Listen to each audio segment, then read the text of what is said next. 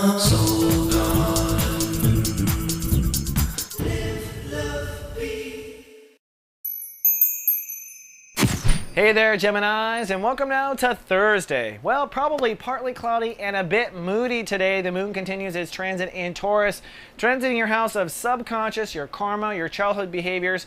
What that ultimately means is that your emotional consciousness is mixing with your subconscious, which means you may be easily emotionally triggered by subconscious issues. So try not to act without thinking in the next day or so, because you might be triggered by something. Something may make you angry in the moment, and really it goes deep down to your childhood patterns, your karmic patterns, your past life patterns. So pay close attention to that. That's the point of the transit, to make conscious subconscious emotional motives. Now, in the big world picture, the sun now has traction in Aries. It's at 1 degree Aries, transiting your house of friendships and society. This is the month where you're going to actually put yourself out there and try to make a move on your position in society, your social ring, your friendships, or your reputation in society.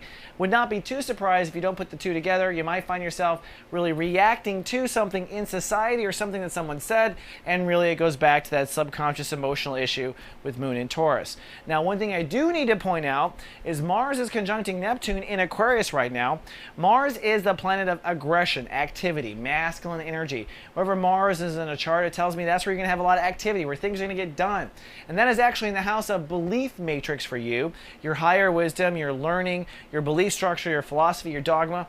And Mars is conjuncting Neptune, which is the planet of subconscious, our dream life, our connection to the soul collective.